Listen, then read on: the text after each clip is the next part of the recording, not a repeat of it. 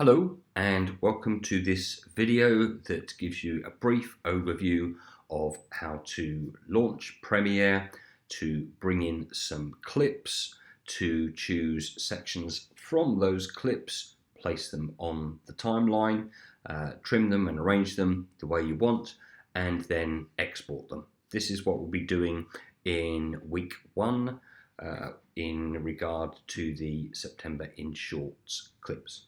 So first of all, I'm assuming you're in the Edit Suite, you're in front of an iMac, and you need to log in using your Warwick credentials. So that's usually your ID number and then password. Once you've done that, you should find that you've got the Adobe Creative Cloud suite loaded, and if they're not already there, what you can do, I can show you how to do this, is just arrange the programs in the quick bar. You can move this around if you want it at the side as opposed to the bottom. I prefer to have it down here. And the program we're going to use is Adobe Premiere. And I'm just going to double click that to launch it. And while that's happening, first thing is that you'll see a slightly different splash screen because we use an institutional license. It's done using a validity file, and that's not available for the very latest, which is the one I'm using on my particular laptop. Nonetheless, essentially the functionality is the same, and we come into this window here. Okay, and in this instance, you can see that I've got a previous project there. I could click that and that will open up the work that I've done, but you'll be starting a new project. So first thing we need to do is click New Project, and two things: we need to give it a meaningful name. So as you're each working individually, you might want to put your name. So I'm just going to call this Tim White Shorts for argument's sake, and depending on whether, I haven't decided yet whether we're going to work with a shared storage or whether we're going to work locally on your desktop, you will browse to create or choose an existing folder. So what I'm going to do is I've got a folder here called Stuff, and if I open that, you can see there are all the clips actually I'm going to bring in, but I want to create a folder underneath that and call this Shorts Project. Okay, so create that. That's where it's going to store the project file. So I'll choose that there like that, and then click OK. After a short pause, don't worry, it will happen. The program will open. Now, by default, it opens on this particular tab. There's a lot of functionality built into Premiere, and to enable you to access that most efficiently, there are different tabs available. So this is where you can access some tutorials. If you've got a moment in the Edit Suite, it's worth going through these because they cover the ground very usefully. But we're going to press on, and we're going to use the most often set upon tab, which is this one here, Editing. So this is the layout you'll most likely see. And the interface at the moment is rather blank. If you so choose, you can say preferences and change the look and feel of it. But for today, we're going to work with it as is.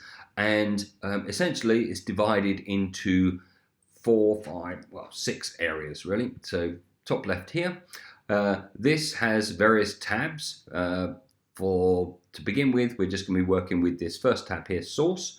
And this is where you can preview the clips before you add them to the timeline down here. This is where you build your video. This is where you preview the clips.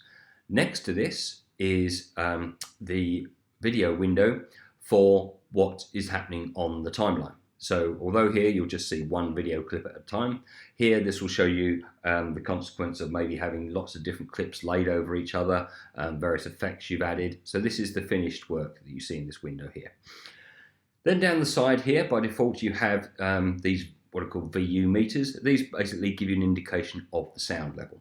One of the things that people frequently do is they say, oh, that sounds very loud when they're listening to it in headphones, without thinking that, yes, you might have turned the volume of the headphones up or down.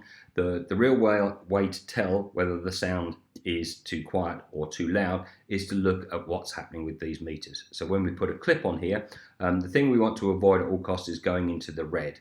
There is a way when we do the editing session proper, I'll show you how you can limit the extent to which the sound gets up to this area.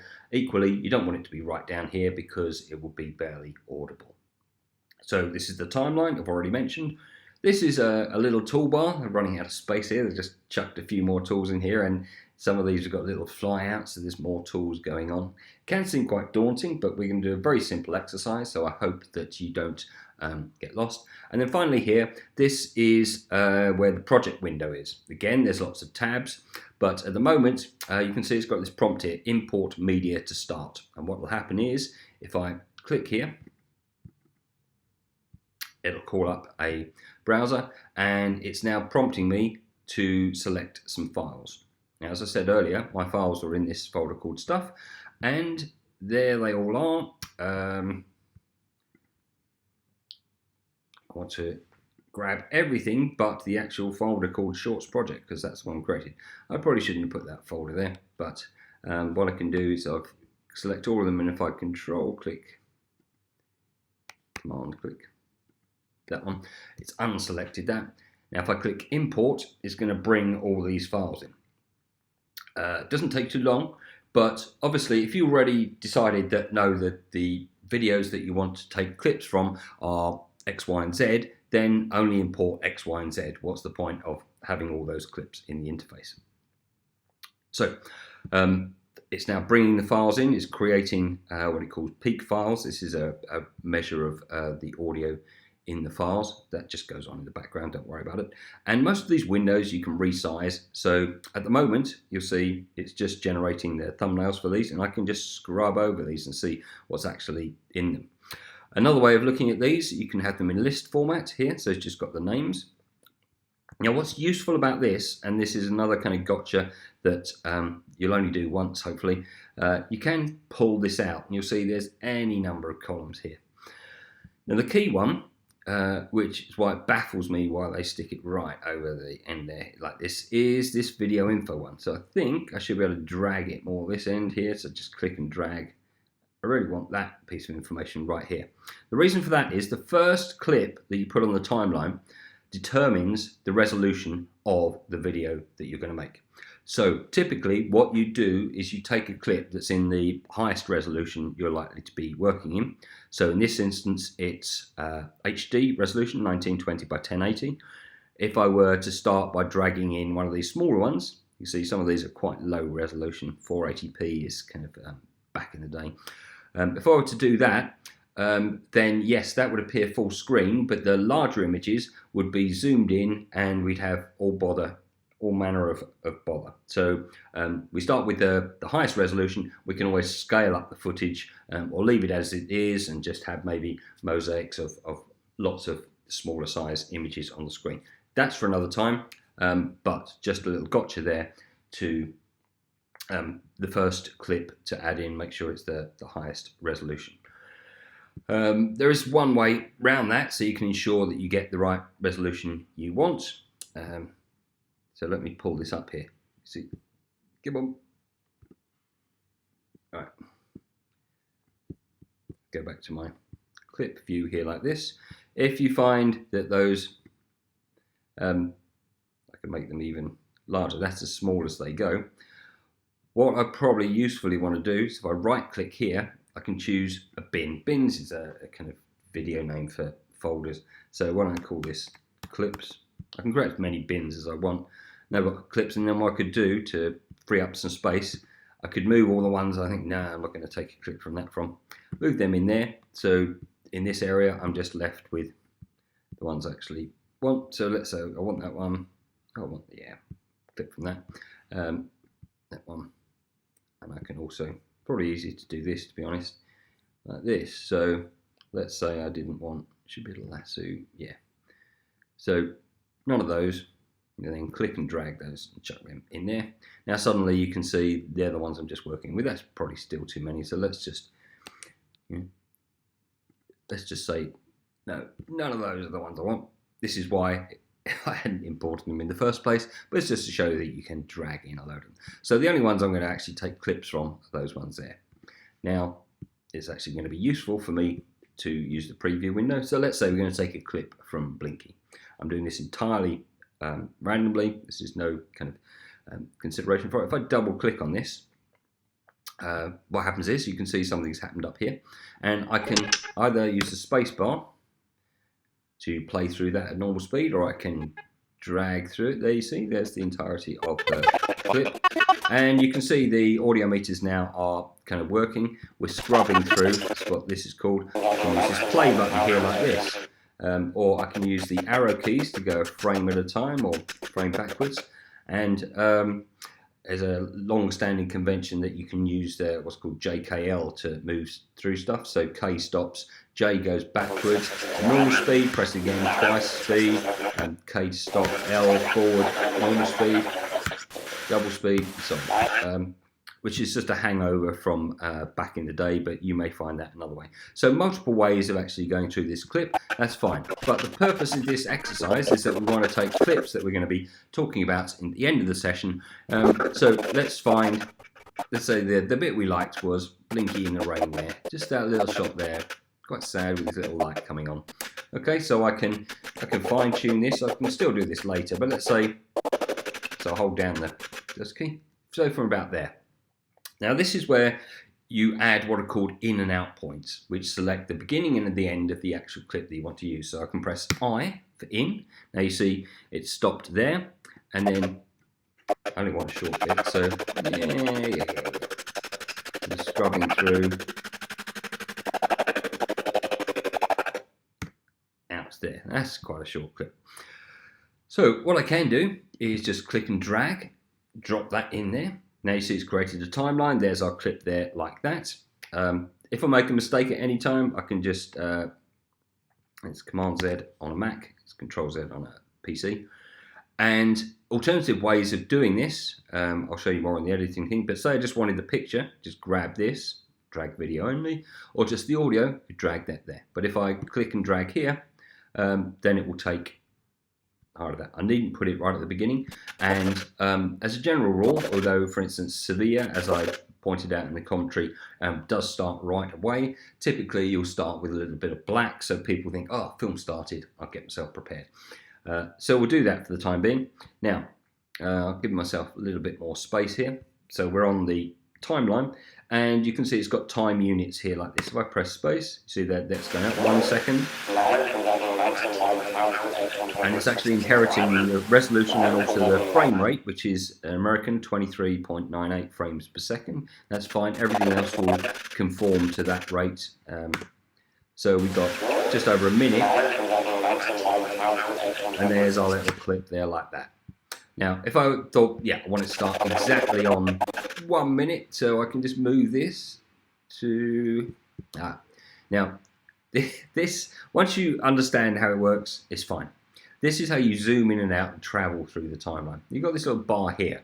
So yes, I can move back and forth, but I can't get in enough. So what you actually do is grab the end of this, and that zooms out, and then grab that way. You can go right down to individual frame level. So now, I want to put this on, still not let me go to 100, is it? Right.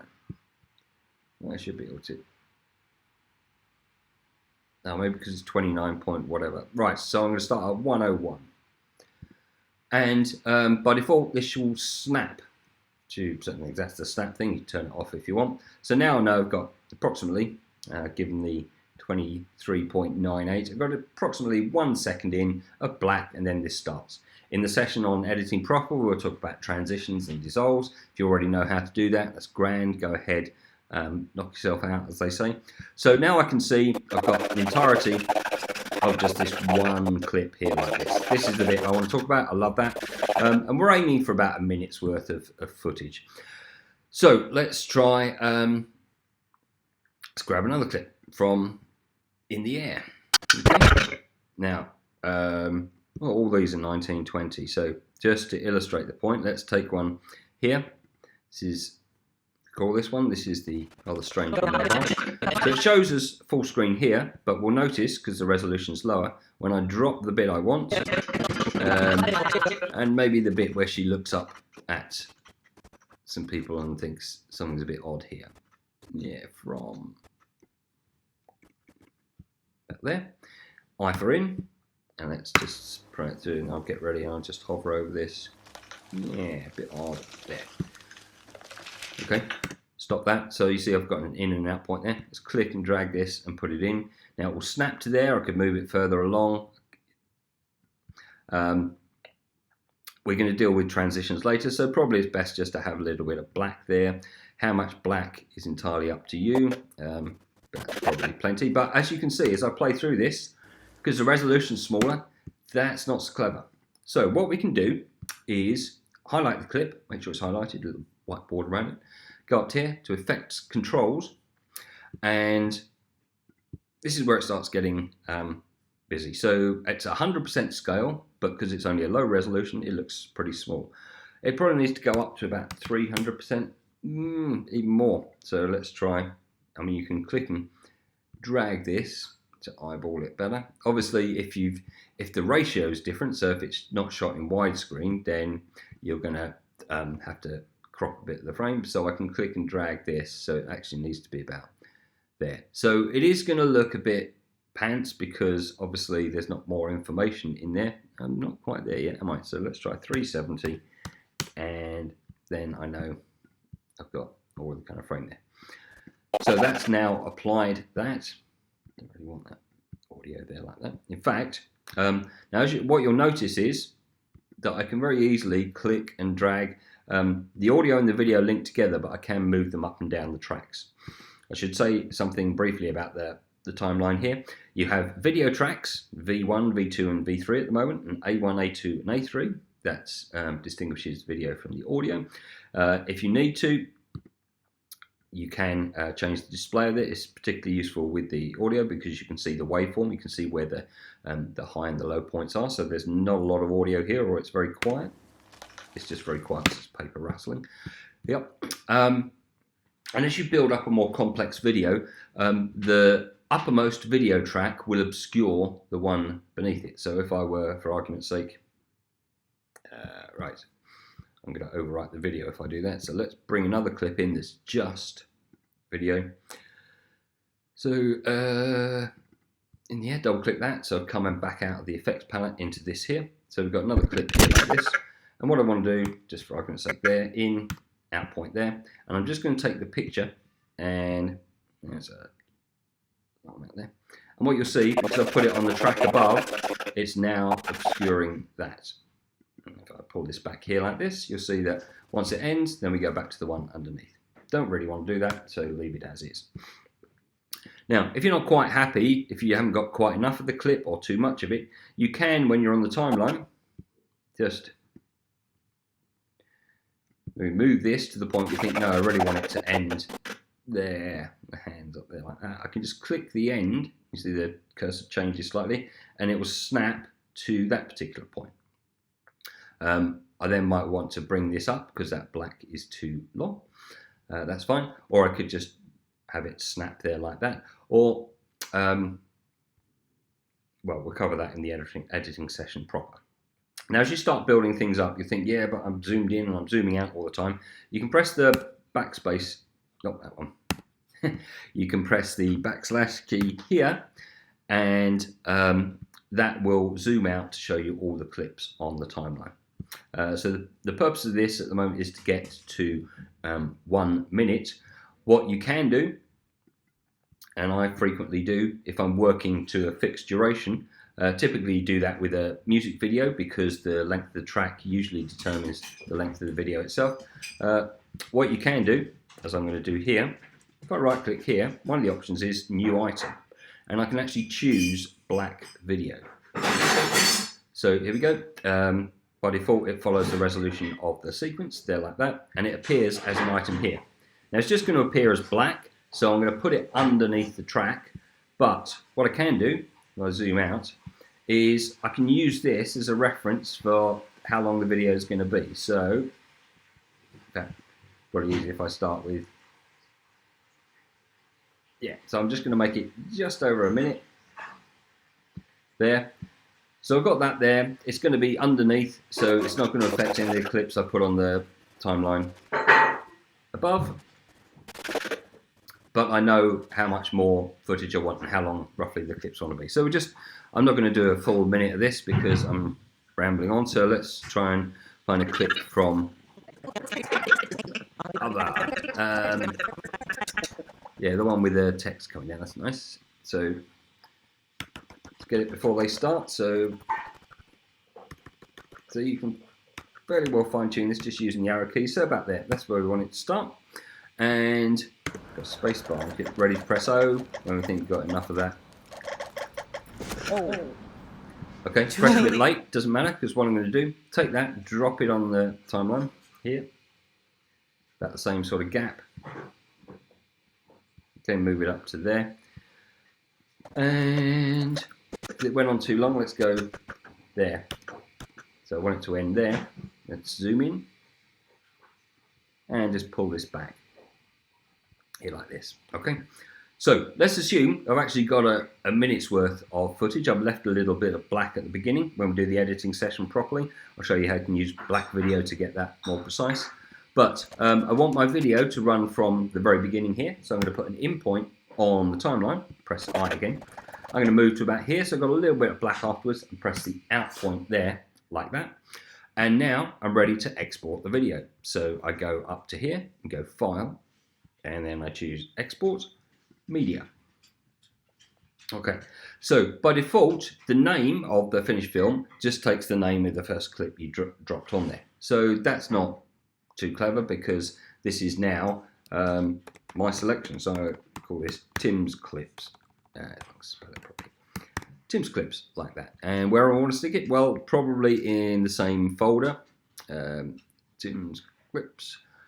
And if I go here, let's create a new folder here called Output for argument's sake. So it's not going to get mucked up with the files inputted. Output, yes, Tim's Clips, there. And one of the most efficient codecs and universal ones to use is H.264. Does a reasonable job of keeping the file size small, and you can either have it so it matches the compression of the clips that you got in there, or what I typically do, because most of the time I just chuck this, as I'm going to do with this, onto YouTube. I know it's I created it at 1080p, so I'm going to have a YouTube preset, so that queues it up for that. H.264, YouTube, 1080p, giving it a name, export video and audio, and what I want to export, sequence in to out.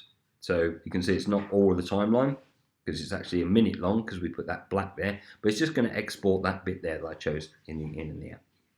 And now, all I do is click Export. Now this is very short, it's going to be 46 megabytes in size, and that will be done. So the proof of the pudding now is to save this. So go File, Save. Let's save the project. I can close it down. File, Premiere, Quit, like this. And if I go now to my stuff folder and the subfolder called Output, there it is. I should be able to double click this, and that should be. There we are, a little bit of linking.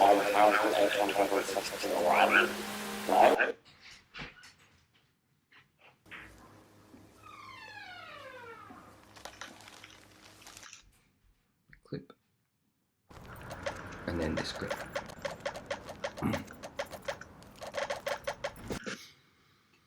Okay, and this is effectively what you're going to be producing during the session. So if you leave those gaps of black, what you can do is pause the video and talk about why you chose that particular clip, the things that worked or didn't work for you in that.